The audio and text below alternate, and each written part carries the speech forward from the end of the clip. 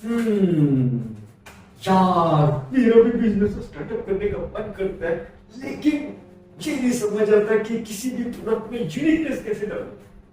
ये कैसे पॉसिबल है? Hello guys, welcome to my channel.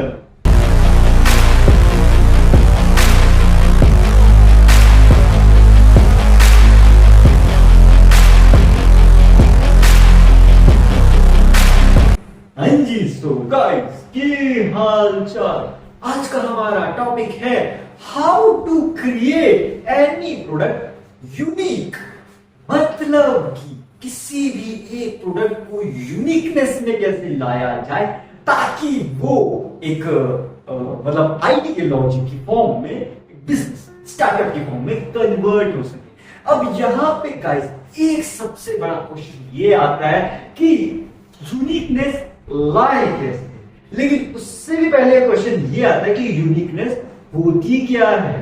हम बेसिकली क्या सोचते हैं, अगर आपका या मेरा कभी किसका मन कर रहा है कि मुझे बिजनेस करना है, मुझे स्टार्टअप करना है, ठीक है, लेकिन बिजनेस को स्टार्टअप करने के लिए हमारे पास एक आइडियोलॉजी होनी चाहिए, एक आइडिया होना चाहिए। अब आइडिया सपोज हमारे दिमाग में है, लेकिन हमें तो पता ही नहीं कि वो आइडिया यूनिक है, डिफरेंट है कि नहीं। हमें लगता है कि वो आइडिया यूनिक है। जब हमने रिसर्च करी तो हमें पता चला कि वैसा तो प्रोडक्ट पहले से ही मार्केट में है, तो अब क्या किया जाए। अब तो आप गाइस स्टक हो गए कि जब आपके दिमाग में एक आइडिया आया तो पहले से ही मार्केट में है। जब वो पहले से ही मार्केट में है और आप उसे लॉन्च कर दोगे तब तो कंपटीशन हो जाएगा। एंड ऑब्वियस सी बात है, जो पहले से ही मार्केट में है उसकी सेल्स ज्यादा बढ़ेगी, आपकी सेल्स नहीं बढ़ेगी, क्योंकि आप जो प्रोडक्ट बेच रहे हो या जो भी आपने अपनी कंपनी का स्टार्टअप का मोटिव रखा है वो तो पहले से ही मार्केट में है, तो कंपटीशन आ गया एंड आपका क्या होगा, ठप्पा गोल साइड एंड नो सेल्स। जब सेल्स नहीं होगी तो प्रॉफिट नहीं होगा, प्रॉफिट नहीं होगा तो जो आपके साथ बेसिकली मिलके जिन्होंने स्टार्टअप किया तो उनको सैलरी कहां से मिलेगी। सैलरी नहीं मिलेगी तो बिजनेस कैसे मिलेगा। एग्जैक्टली। सो अब यहां से ये चीज समझ आती है कि मतलब प्रोडक्ट की यूनिकनेस कितनी ज्यादा इंपॉर्टेंट है पूरी की पूरी कंपनी, पूरी के पूरे स्टार्टअप के ऊपर, क्योंकि उस पर बहुत सारे लोग काम करते हैं, बहुत सारी चीजें इन्वॉल्व होती है। सो एसेट्रा थिंग्स है। So basically it's a kind of an web, it's a web of an idea. एक आइडिया जो बदल दिया आपकी दुनिया। आइडिया कंपनी का ये डायलॉग था ना बहुत पहले, अब तो वीआई बन चुका है। एक आइडिया जो बदल दिया आपकी दुनिया, ये बिल्कुल वैसा वाला काम। अब सोच के देखो कि किसी भी प्रोडक्ट में हम यूनिकनेस समझे कैसे। तो इनफिडी तू ये पता कि किसी भी प्रोडक्ट में यूनिकनेस समझे कैसे। अब देखो भाई, किसी भी प्रोडक्ट को उठा लो, किसी भी रैंडम प्रोडक्ट को, व्हाटएवर इट इज, आप अगर उसको साइलेंटली ऑब्जर्व करोगे, अंडरस्टैंड करोगे, तो आपको समझ आएगा किसी भी प्रोडक्ट में एक ना एक कमी जरूर, कोई भी कमी हो सकती है, वो whatever it is, it doesn't depend कि एक कमी फिक्स होगी, वो कुछ भी हो सकती है, अच्छी भी हो सकती है, बुरी भी हो सकती है। सो बेसिकली क्या है, जब आपके दिमाग में आइडिया नहीं आ रहा है और आपको अपने प्रोडक्ट को, मतलब आपके पास प्रोडक्ट पहले से ही है, सपोज आपके पास स्टार्टअप भी है, कंपनी भी है, पर आपका जो प्रोडक्ट है वो यूनिक नहीं है, वो बेसिकली उसके साथ कॉम्पिटिशन हो रहा है, तो कैसे आप कॉम्पिटिशन को कम करें, ये आपके दिमाग में सवाल आता होगा। सपोज अगर किसी का स्टार्टअप नहीं है, बिजनेस नहीं है या है एंड उसको कंपटीशन फेस करना पड़ रहा है अपने ही सेम प्रोडक्ट से, तो वो कैसे कंपटीशन कम करके रेस में आगे निकले, क्योंकि business is a race, so life is a race and इसमें जो जितना आगे बढ़ेगा उसको उतना ज्यादा प्रॉफिट, जो जितना पीछे रह जाएगा उसको प्रॉफिट उतना ही कम, मतलब थोड़ा बहुत लॉस होगा। एंड अगर जो रेस में ही नहीं है तो उससे ना प्रॉफिट ना लॉस, वो neutral. So basically it's a game, ठीक है, इट्स अ लाइफ गेम। अब यहां पे ना एक सबसे इंपॉर्टेंट चीज रोल प्ले करती है, अंडरस्टैंडिंग एंड ऑब्जर्विंग। मतलब जैसे सपोज ये एक क्लॉक है, मेरे पास एक नॉर्मल सी घड़ी है, ठीक है। अब अगर इस घड़ी को मुझे यूनिक बनाना हो तो कैसे बनाएंगे, जरा सोच के देखो। अगर आप मेडिटेशन कर रहे हैं, साइलेंट है, तो आप जरा खुद सोचो, इस घड़ी में मैं ऐसी क्या यूनिकनेस डाल सकता हूं जो अभी तक मार्केट में नहीं है। एग्जांपल दूं, जैसे मैं क्या कर सकता हूं, एडवांसमेंट में इसका जो बैंड है, ये देख लो, इसका ये जो बैंड है, इसकी शेप, इसकी शेप को मैं ट्रांसफॉर्म कर सकता हूँ, मतलब इसकी शेप को थोड़ा सा कूल दिखा सकता हूँ। क्योंकि बेसिकली क्या होता है, हमें अगर कोई भी प्रोडक्ट को सेल करना है तो हमें मार्केट का ट्रेंड समझना पड़ता है कि मार्केट में नीड किस चीज की है। जब तक आपके प्रोडक्ट की मार्केट में नीड ही नहीं होगी, then it will be not counted as a unique product. एक यूनिक प्रोडक्ट में ना सबसे बड़ी चीज होती है अट्रैक्शन, कि वो अपने जो कंज्यूमर्स है उसको कितना अट्रैक्ट कर रहा है, कितना खींच रहा है वो प्रोडक्ट, और उस प्रोडक्ट का जो स्टाइल है या उसका जो देखने का अट्रैक्शन है, उसकी प्रेजेंटेशन कैसी है, मतलब देखने में थोड़ा कूल लग रहा है कि नहीं। जैसे समझ ये घड़ी है, अब ये घड़ी सस्ती घड़ी है, ठीक है, मैंने ली है just for as a copy है, बेसिकली ये फास्ट ट्रैक की कॉपी है, ठीक है, एग्जांपल है, ठीक है। तो अब मैंने इसमें क्या यूनिकनेस देखी, मुझे यूनिकनेस लगा इसका ये कवर, ये बेसिकली जो ये देखने में लेदर का कवर है, मुझे यूनिक लगा यार, ये देखने में बहुत कूल लग रहा है। इसी तरह से हमें मार्केट में नीड को समझना पड़ता है कि आखिर हमारे जो कंज्यूमर्स हैं उनको चाहिए क्या, उन्हें किस टाइप का प्रोडक्ट चाहिए, कि उन्हें प्रोडक्ट में क्या एडवांसमेंट चाहिए, ताकि हम उनका ट्रस्ट ले सकें। जब तक आप अपने जो भी कंज्यूमर्स हैं उनका ट्रस्ट नहीं लेंगे तो ऑब्वियसली बात है कि सेल्स नहीं बढ़ेगी। बेसिकली आपके कंज्यूमर्स हैं लोग, people, they are using your product normally, so you need to understand that you have to create a kind of a need, not artificial need, it's a natural need. You should create a natural need which could be simply understood by the consumers, and they could absorb that uniqueness of your product, and then they will think, okay, this product might think very means it's feeling like a normal thing, so we can buy it. अब जरा सोच के देखो, toothpaste तो सभी use करते हैं, toothpaste में क्या यूनिकनेस डाल रहे हैं कि उसके सेल्स बढ़ रहे हैं। इस तरह से होती है ब्रेनस्टॉर्मिंग, जब आप कभी बिजनेस सेल्स इन सब चीजों पे पढ़ेंगे ना, मतलब जो भी करते हैं या आइडिया यूनिकनेस में ढूंढेंगे, तो आपको चीजें समझ आएगी कि आपको सिर्फ आइडिया यूनिकनेस नहीं करना है, उसके साथ उसकी सही ढंग से मार्केटिंग करनी है। सिर्फ मार्केटिंग ही नहीं, साथ में उसकी जो प्रेजेंटेशन है वो कुछ इस ढंग से प्रेजेंट करनी है that it could find something uniqueness in that. अगर उस प्रोडक्ट में वो यूनिकनेस, वो फीचर नहीं होगा, तो बेसिकली क्या होगा, आपका सेल्स का जो ग्राफ है वो ऐसे ना होके धीरे धीरे करके बढ़ेगा। लेकिन अगर आपका प्रोडक्ट बिल्कुल यूनिक है, बिल्कुल डिफरेंट है, तो उसका ग्राफ ऐसे जाएगा। अब एग्जांपल के तौर पे जो बोट के हेडफोन्स जो पहले सेल्स पे कितने, मतलब बोट के हेडफोन्स हमें सबको पता है, तो बेसिकली बोट वालों ने क्या किया, हेडफोन्स तो पहले से ही है, उन्होंने हेडफोन्स का यूनिकनेस इस ढंग से मार्केटिंग करी है कि बोट के headphones is the best, and ये हमें पता है। अब इसी तरह से अगर हम बात करी जाए खाने के आइटम की, जैसे हल्दीराम कितने सालों से काम करता है, आज तक भी उसका नाम है हल्दीराम्स करके। क्यों? क्या उन्होंने ऐसा यूनिकनेस उसमें अपने प्रोडक्ट में डाल रखी कि 50-60 साल, पता नहीं कितने साल बीत चुके हैं, मतलब 1970-80 से तब से लेके आज तक हल्दीराम है सेम एमडीएच के मसाले।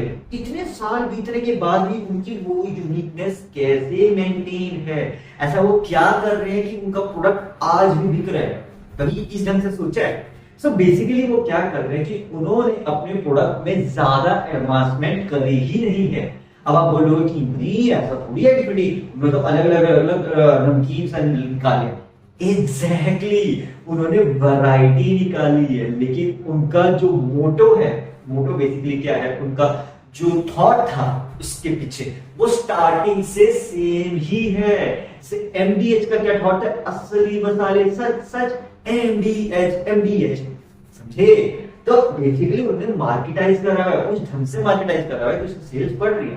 अब जैसे कोलगेट है, पेप्सोडेंट है, क्लोजअप है, कितने सारे टूथपेस्ट की कंपनीज हैं, लेकिन फिर भी कोलगेट को ही हम ज्यादा प्रेफरेंस क्यों दे रहे हैं, या पतंजलि, दंतकांति, कुछ स्पेसिफिक टूथपेस्ट को हम ज्यादा प्रेफरेंस क्यों दे रहे हैं? टूथपेस्ट की कंपनियां तो बहुत सारी हैं, हमें भी नहीं पता होगी, लोकल में तो बहुत सारी होंगी, हम क्यों ऐसा करते हैं? जरा सोचो, देखो साबुन की बात करें, सोप में कितनी वैरायटी है, लेकिन फिर भी हम कुछ गिने चुने साबुन ही यूज करते हैं, क्योंकि हमारा उस प्रोडक्ट के साथ ट्रस्ट बन जाता है। जब आपका किसी प्रोडक्ट के साथ एक ट्रस्ट बन जाता है तो बेसिकली होता क्या है, तो उससे आपको फिर मन करता है कि इसी प्रोडक्ट को मैं नेक्स्ट टाइम यूज करूं, मतलब नया ट्राई। क्योंकि क्या होता है गाइस, नया ट्राई करने वाली जो ऑडियंस है वो थोड़ी कम है। यूजुअली हम प्रोडक्ट के साथ, जिस प्रोडक्ट के साथ हम सिमिलर हो जाते हैं, अटैच होते हैं, हम उसी प्रोडक्ट को ज्यादा से ज्यादा यूज करना चाहते हैं। As simple as that. अब जैसे सोशल मीडिया का एग्जांपल है, सबसे ज्यादा यूज होने वाला social media Facebook, Instagram and YouTube. WhatsApp भी है बट सोशल मीडिया के लिए व्हाट्सएप चैट के लिए। ये 4 ऐसे प्लेटफॉर्म है जो आई थिंक हर कोई पूरे दिन में एक ना एक बार, हाँ गूगल, ये 5 प्लेटफॉर्म पूरे दिन में एक ना एक बार यूज करेगा ही करेगा, गारंटी है।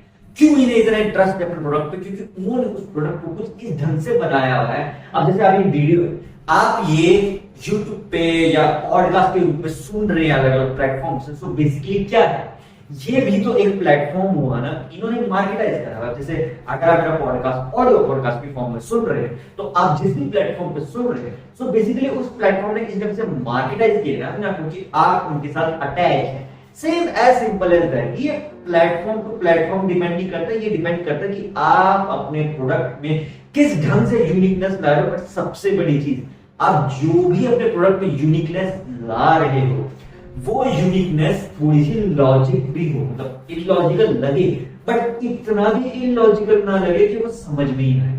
अब जैसे सपोज गूगल का नाम सबको पता है, GOOGLE, लेकिन अगर हकीकत में बताएं, जब इसका इन्वेंशन हुआ था तो तब इसका नाम क्या था? गूगल। इतना बड़ा नाम, इसको छोटा क्यों किया गया? क्योंकि गूगल जो है बहुत बड़ा लगता है लेकिन अगर आप गूगल पर सर्च करेंगे नीचे वेबसाइट पे, तो नीचे आपको दिखेगा वेब ब्राउजर में नीचे आज भी गूगल ही है, मतलब गूगल है, उसकी बेस में वो बहुत सारे कर दिए। सो गूगल को गूगल कर दिया। गूगल बेसिकली क्या है, अगर मैं बताऊं तो साइंटिफिक लैंग्वेज में कहा जाए तो एक नंबर है, बहुत बड़े लेवल पे जब कोई नंबर होता है ना, तो उसको इस कैटेगरी में डाल देते हैं। तो इन्होंने इतनी सारी वेबसाइट उस समय, जिस भी समय लॉन्च हुआ था 2005 के टाइम में, जब एक पब्लिकली, वैसे तो गूगल तो 1990 से है, लेकिन प्रॉपरली धीरे धीरे करके ग्रो किया है।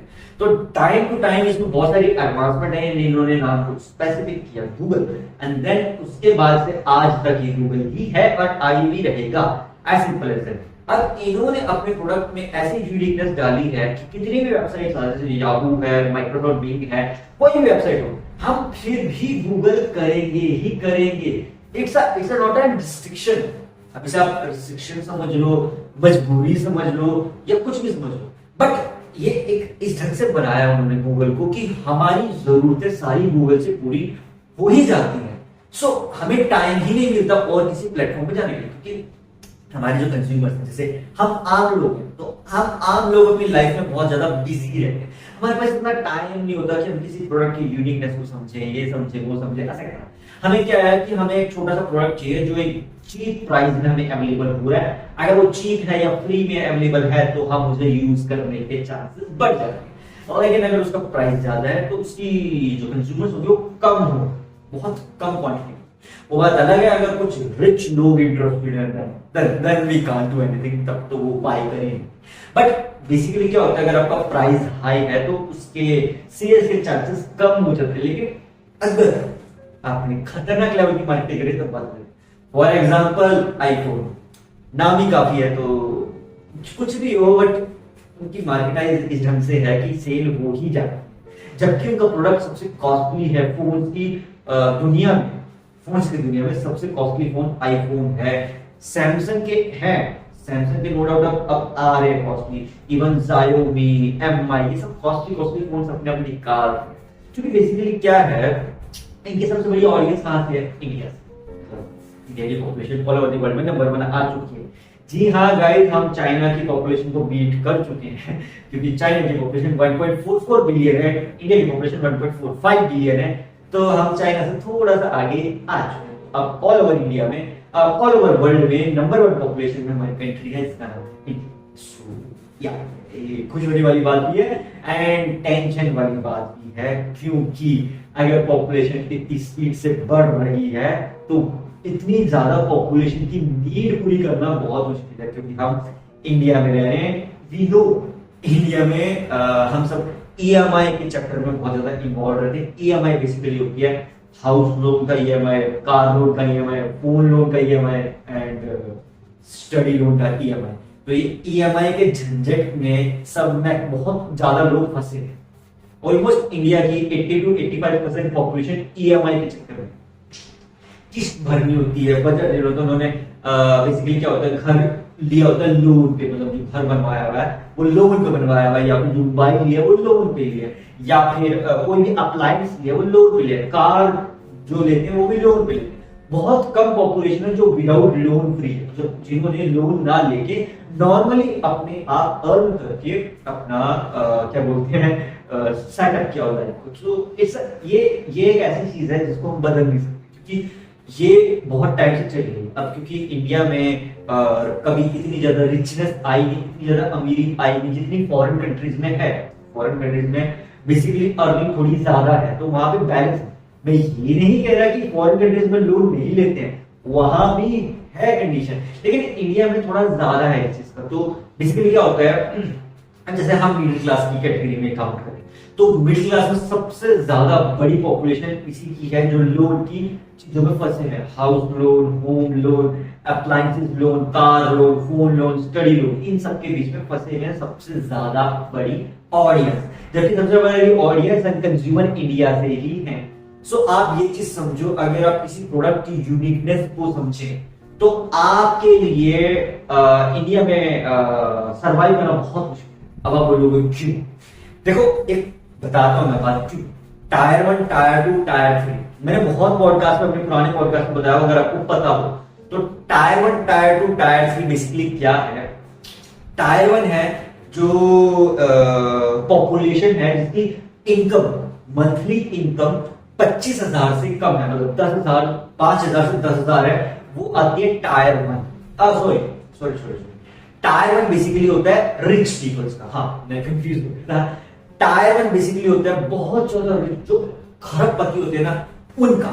टायर 1 से एक और ऊपर है सुपर टायर, जो बिलियनर्स है, सुपर टायर उनके लिए है। फिर टायर 1 है जो बहुत ज्यादा अमीर है। टायर 2 सिटीज हैं, जो टायर 1 में बेसिकली वो सिटीज आती है, सिटीज भी बताता हूं कौन सी आती है। सुपर टायर में तो आगे जो बहुत बड़े होते हैं, मेट्रोपॉलिटन सिटीज, बड़ी बड़ी मेट्रोपॉलिटन सिटीज जिनका जो जीडीपी है बहुत ज्यादा है, ठीक है। टायर 1 की जो पॉपुलेशन है वो है मेट्रोपॉलिटन सिटी, जो हाई सिटीज होते हैं, बड़ी बड़ी सिटीज, जहां पे हमारे ज्यादा बड़ी बड़ी यूनिवर्सिटीज अवेलेबल है, आईआईटी होगी, कॉलेजेस हो गए, यूनिवर्सिटीज हो गए, ऐसे। टायर 2 होता है जहां पे हमारी मिडिल क्लास पॉपुलेशन सबसे ज्यादा है, जो बेसिकली आती है रूरल अर्बन एरिया। इसके बाद आता है टायर 3, जो सबसे ज्यादा लोअर पॉपुलेशन, जो बहुत ही ज्यादा मतलब पूरी कंडीशन से फेस कर रही है। वो रहते हैं छोटे मोटे पूर्व गांव में, गांव के आसपास या थोड़ा बहुत शहर। अब सैलरी की बात करी जाए सब टायर्स की, तो सुपर टायर जो है उनकी सैलरी अगर एस्टिमेट करी जाए मंथली सैलरी, तो सुपर टायर वालों की मंथली सैलरी 10 करोड़, 5 से 10 करोड़, मतलब करोड़ों में जाती है, ठीक है। जो आते हैं टायर 1 में, उनकी मंथली सैलरी आप काउंट कर सकते हो 50 लाख से 1 करोड़ के बीच में आ ही जाएगी, या फिर हाँ मतलब 20 लाख से ऊपर उनकी सैलरी रहेगी जो टायर 1 है। टायर 2 वालों की जो सैलरी होती है वो थोड़ी कम होती है, उनकी सैलरी आप लगा लो 25,000 मंथली, 25,000 से 30,000 टायर 2 वालों को। लेकिन जो टायर 3 पे हैं उनकी सैलरी आप लगा लो 10,000, 5,000, 10,000 मंथली सैलरी। इससे नीचे के जो हैं वो बेसिकली काउंट नहीं होते, क्योंकि they are, I think they will be counted as a illiterate, मतलब अगर वो इससे भी इतना भी नहीं अर्न करें तो they will be counted as a illiterate, कि वो या तो उनकी एजुकेशन ही पूरी हुई या उनका कोई ना कोई ऐसा इश्यू है जिसके कारण वो नहीं कर। अदरवाइज टायर 1, 2, 3 या सुपर टायर के बीच में कोई ना कोई कैटेगरी में आप में से कोई ना कोई होगा ही होगा, गारंटीड होगा। ऐसा कोई इंसान है जो चारों टायर के बीच में ना हो। अगर नहीं होगा तो बेसिकली फिर वो रजिस्टर्ड ही नहीं है कहीं पे। सो ये एक आइडियोलॉजी है यार। अब आप बोलोगे कि इन्फिनिटी तुमने ये सारे टायर हमें क्यों बताए? ये टायर मैंने आपको इसलिए बताए ताकि आप अपने प्रोडक्ट की यूनिकनेस को समझे, कि अगर आपको किसी प्रोडक्ट को सेल करना है तो आपको सबसे पहले ये पता होना चाहिए कि उसकी मार्केट में नीड भी है कि नहीं, मतलब मार्केट में उस प्रोडक्ट की जरूरत है भी कि नहीं। बस आप वही उस प्रोडक्ट को सेल करे जा रहे हो, उसकी मार्केटाइज करे जा रहे हो, उसकी जरूरत तो है नहीं। जब उस प्रोडक्ट की जरूरत ही नहीं तो उसकी सेल कहां से होगी? उसकी सेल होगी नहीं। जबरदस्ती करके अगर आप सेल ले भी आए तो ज्यादा टाइम नहीं टिकेगी। अगर लंबा टिकना है गेम में तो आपको उसकी जरूरत मार्केट में क्रिएट करनी पड़ेगी किसी भी प्रोडक्ट की। अगर उस प्रोडक्ट की मार्केट में जरूरत नहीं है तो उसकी सेल्स ज्यादा टाइम तक ग्रो नहीं करेगी। लेकिन अगर आपके प्रोडक्ट में यूनिकनेस है तो उसकी नीड भी बनेगी, सेल्स भी होंगे और टाइम टू टाइम वो ग्रो भी करेगा। सो इट्स अ फैक्ट कि आपको अपने प्रोडक्ट की यूनिकनेस को समझने के लिए अंडरस्टैंडिंग एंड ऑब्जर्वेशन चाहिए। अब आप बोलोगे इन्फिनिटी तूने ये सब तो बता दिया, लेकिन तूने अभी तक ये नहीं बताया कि किसी प्रोडक्ट की यूनिकनेस को कैसे समझे। तो किसी प्रोडक्ट की यूनिकनेस को समझने के लिए, जैसे मैंने घड़ी का एग्जांपल दिया था, तो आपको किसी प्रोडक्ट की शेप, साइज, उसका कलर, उसके फीचर्स को आगे पीछे कुछ ना कुछ चेंजेस लाके इसको सेल कर सकते हैं। मतलब उसका साइज, अगर आप एग्जांपल के तौर पर घड़ी का साइज छोटा है, इसको बेसिकली इसलिए ऐसा बनाया गया था कि आप अपने हैंड में आराम से पहन सके। आजकल तो इतनी एडवांस घड़ी आ रही हैं जो इसकी भी जरूरत नहीं, इलेक्ट्रॉनिक वाली है जो वायरलेसली कनेक्ट होती है। सो इस तरह से आप यूनिकनेस समझो कि आप अपने प्रोडक्ट में क्या एडवांसमेंट कर सकते हो। उसके लिए आपको क्रिएटिविटी, क्यूरियोसिटी लानी पड़ेगी। बट अगर आपके प्रोडक्ट में यूनिकनेस है, उसकी सेल्स नहीं हो रही, तो मार्केटाइज करने की जरूरत है आपको कि आप उस प्रोडक्ट को किस ढंग से मार्केटाइज करोगे, either online either offline, that depends upon you कि सबसे बेस्ट ऑप्शन आपको कौन सा लगता है। कि ऑफलाइन मार्केट में जाना, उसे सेल्स करना ज्यादा बेस्ट है कि ऑनलाइन मार्केट में उसे सेल करना ज्यादा बेस्ट है। फॉर एग्जांपल के तौर पे देखा जाए, आज के अभी करंटली जो सिचुएशन है उसके अकॉर्डिंग से, तो ऑनलाइन मार्केट में अगर आप उसे सेल कर सके तो बहुत बड़ी मार्केट है ऑनलाइन की। ऑफलाइन की मार्केट है नो डाउट, बट ऑफलाइन की मार्केट बनने में टाइम लगेगा, लेकिन ऑनलाइन मार्केट आप थोड़े टाइम के अंदर बहुत बड़े लेवल पे बना सकते हैं। एंड इवन आप यहां से अर्न भी कर सकते हो। मतलब आपका अगर प्रोडक्ट में यूनिकनेस है तो आप प्रोडक्ट को सेल करके यहां से अर्निंग जल्दी कर सकते हो, क्योंकि यहाँ पे ऑडियंस सबसे ज्यादा है। आज के टाइम में जब सोशल मीडिया हर कोई चलाता है, सो आप यहीं से समझो ना कि जब सोशल मीडिया हर कोई चलाता है तो सेल्स के चांसेस बढ़ जाते हैं। तो आपको स्ट्रैटेजी समझनी पड़ेगी कि आप किस तरह से उसकी सेल्स। अब इसमें मैं सेपरेट पॉडकास्ट बता दूंगा कि मैंने ऑनलाइन मार्केट और ऑफलाइन मार्केट के ऊपर सेपरेट पॉडकास्ट बना कर चाहे तो वो देख सकते हैं कौन सी मार्केट ज्यादा बेस्ट है। लेकिन ये समझना कि ऑनलाइन मार्केट में प्रोडक्ट की सेल को कैसे बढ़ाया जाए, इसमें सेपरेट पॉडकास्ट में हो, क्योंकि आज ये पॉडकास्ट का जो मोटो था वो ये था कि किसी प्रोडक्ट की यूनिकनेस को कैसे समझना है, सेल्स कैसे बढ़ती है, मार्केटाइज कैसे किया जाता है। वो एक अलग चैप्टर है, वो काफी बड़ा चैप्टर है, क्योंकि ऑनलाइन मार्केट बहुत बड़ी चीज है। यहाँ पे एक चीज से आप काम नहीं कर सकते, आपको बहुत सारी चीजों को ऑब्जर्वेशन करके समझना होगा। अब इसी ढंग से अगर आप किसी प्रोडक्ट की यूनिकनेस का शेप, साइज, उसका टेक्सचर कैसा है, उसका ग्रेडियंट कैसा है, उसके फीचर्स कैसे हैं, उसके फीचर्स में आप कुछ नया फीचर ला सकते हो कि नहीं। एंड फीचर जो आप फीचर ला रहे हो उसका कुछ मतलब भी होना चाहिए कि लॉजिकल फीचर होना चाहिए कि मतलब लोगों को एडजस्ट हो सके। ऐसा नहीं है कि आपको लगा घड़ी में यूनिकनेस है एंड आपने सोचा, आपके दिमाग में आइडिया आया, फॉर एग्जांपल इसमें लाइट नहीं है तो इसमें लाइट डाल दी तो ये लाइट वॉच होगी। लाइट वॉच भी है मार्केट में। अब अगर आपने सपोज इसमें सोचा कि लाइट वॉच भी मार्केट में, चलो इसमें जीपीएस सिस्टम डाल देता हूं, तो जीपीएस सिस्टम जो ट्रैकिंग में है वो मेरे घड़ी में आ जाएगा। आजकल की जो एडवांस वॉचेज है उसमें जीपीएस सिस्टम भी है। और सोचो, जितना सोचोगे उतना आपको प्रोडक्ट लगेगा, अरे ये भी है, ये भी है, ये भी है। जी हाँ, बहुत सारी चीजें आपको समझनी पड़ती है, अंडरस्टैंड करनी पड़ती है, तभी जाके आपको चीज की, प्रोडक्ट की यूनिकनेस समझ आएगी। एक बार में किसी प्रोडक्ट की यूनिकनेस समझ नहीं आती, टाइम टू टाइम जब थोड़ा थोड़ा थोड़ा थोड़ा करके एडवांस में ट्राई करते रहोगे, कभी ये, कभी वो, कभी ये, कभी वो, कभी ये आइडिया, कभी वो आइडिया, एक ना एक आइडिया आपके दिमाग में क्लिक करेगा जो उसकी यूनिकनेस को बाहर निकाल। वही आइडिया हो सकता है आपका स्टार्टअप बन जाए, वही आइडिया हो सकता है आपका बिजनेस बन जाए, एंड वही आइडिया हो सकता है आपको मेगा बिजनेस टाइकून बना दे। दैट डिपेंड्स कि आपके प्रोडक्ट की मार्केट में नीड कितनी है एंड आपके प्रोडक्ट में यूनिकनेस कितनी है। बाकी रही बात ट्रस्ट की, तो सब एक साथ बन जाता। अगर आप अपने प्रोडक्ट की यूनिकनेस एंड उसकी मार्केटिंग सही ढंग से कर रहे हैं एंड उसको थोड़ा लंबे टाइम तक चला रहे हैं तो मे भी चांस बन सकते हैं, ट्रस्ट बन जाता है। ऑडियंस का ट्रस्ट लेना थोड़ा सा मुश्किल जरूर है।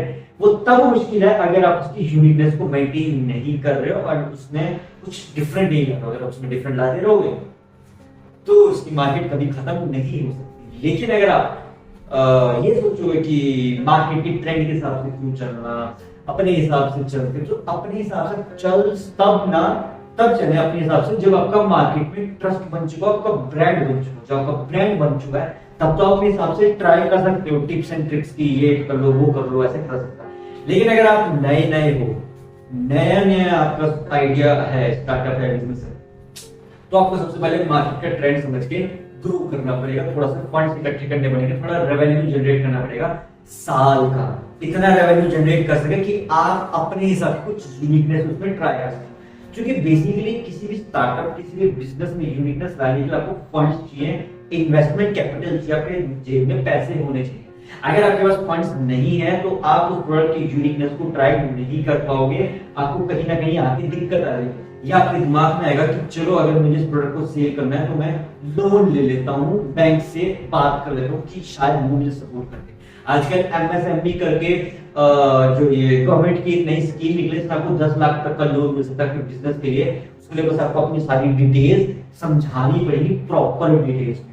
एंड अगर आप 1 साल के अंदर उसमें से सेल्स निकाल पाए तो उस पर इंटरेस्ट नहीं लगेगा, लेकिन अगर आप नहीं निकाल पाए तो नहीं चुका पाए तो उस पर इंटरेस्ट लगना शुरू हो जाएगा। जब वो इंटरेस्ट लगेगा तो बाद के टाइम टू टाइम बढ़ जाता है। सो बेसिकली ये ऐसी डील है कि आपको 1 साल के लिए 10 लाख या 20 लाख दे दिए, अब आप उससे सेल्स कितनी कर पाते हो वो आपके ऊपर है कि आप अपने बिजनेस में कितना ग्रो कर पाते हो, कितनी सेल्स कर पाते हो। अगर आप कर पाए तो आप सारा लोन उतार भी सकते हो, लेकिन नहीं कर पाए कुछ भी नहीं हो सकता। क्योंकि बेसिकली क्या होता है, बड़े लेवल पे, छोटे लेवल पे तो मार्केट करना कोई इतना बड़ा काम नहीं है, छोटे लेवल पे तो आप कर सकते हो। लेकिन अगर आप बड़े लेवल पे किसी स्टार्टअप बिजनेस पे करना चाहते हो काम, तो वहां कंपटीशन बहुत ज्यादा है एंड आपको सर्वाइव आना चाहिए करना मार्केट में सही ढंग से। अगर आप सही ढंग से मार्केट में सर्वाइव नहीं करोगे तो कंपटीशन बढ़ता चला जाएगा एंड आपको एक टाइम पे आके आपका चैप्टर क्लोज हो जाएगा बिजनेस का, स्टार्टअप का। So as simple as that, मैं बिल्कुल क्लियरिफिकेशन कर रहा हूं, मैं कोई घुमा फिरा के बात नहीं कर रहा था गाइस, क्योंकि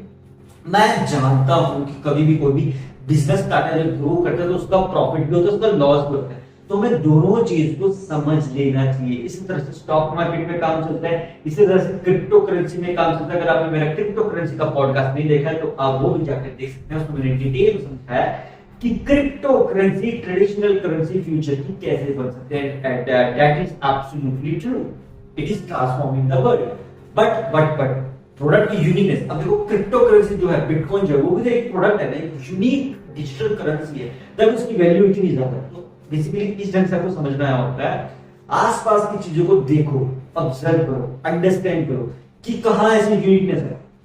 सबसे इंपॉर्टेंट, अगर आप मेडिटेशन कर रहे हो, शांत दिमाग से ट्राई करो, तो आपको हर जगह पे प्रोडक्ट दिखेंगे, हर जगह पे आपको यूनिकनेस दिखेगी, हर जगह पे आपको ऑब्जर्वेशन करनी आ जाएगी और आपको क्रिएटिविटी मिल जाएगी। और अगर आपको ये चीज मिल गई तो आपको बहुत सारी चीजें समझ आने लग जाएगी, अच्छा ये ऐसे भी हो सकता है, वो वैसे भी हो सकता है, ये वो एक्सेट्रा। इस तरह से स्ट्रेटजीज बनानी आप स्टार्ट करोगे मार्केट के लिए। जब आप रिसर्च करेंगे, स्ट्रेटजीज बनाएंगे, देन होगा क्या, देन उसके बाद आप चाह के एक लॉन्च करने का डिसीजन ले सकते हो कि मेरे पास फंड्स हैं, यूनिक आइडिया है, बिजनेस स्ट्रेटजीज है, तो मुझे मार्केट में अपने प्रोडक्ट को लॉन्च कर देना चाहिए, एज सिंपल एज दैट। और उसके बाद आप सर्वाइव कैसे करोगे वो आपके ऊपर है, क्योंकि basically business is a chess की गेम। अब जैसे चेस जो खेलते हैं, चेस में चेकमेट कितना दे सकते हो या कितना सर्वाइव कर सकते हो उस मैच को, वो सारा खेला की दिमाग की स्ट्रेटजीज के ऊपर है, एज सिंपल एज। ठीक है guys, so I hope so guys, at last मैं इतना ही कहना चाहूंगा कि अगर किसी प्रोडक्ट की यूनिकनेस को समझना है तो उसे अंडरस्टैंड करो, ऑब्जर्व करो, उसके फीचर्स को समझो कि आप उसके फीचर्स में अच्छा, मतलब उसके प्रोज एंड कॉन्स में क्या चेंजेस ला सकते हो। अगर आप चेंजेस ला सकते हो तो you should try, otherwise you should observe and understand. Time लो ताकि धीरे धीरे चीजें समझ आए। ठीक है guys, so that's it for today for this podcast. और आज के पॉडकास्ट में मजा आया तो इसे लाइक एंड शेयर करना, मेरे चैनल को सब्सक्राइब करना। थैंक्स फॉर वाचिंग, मिलते हैं नेक्स्ट पॉडकास्ट में, तब तक के लिए stay fit, stay healthy, bye bye.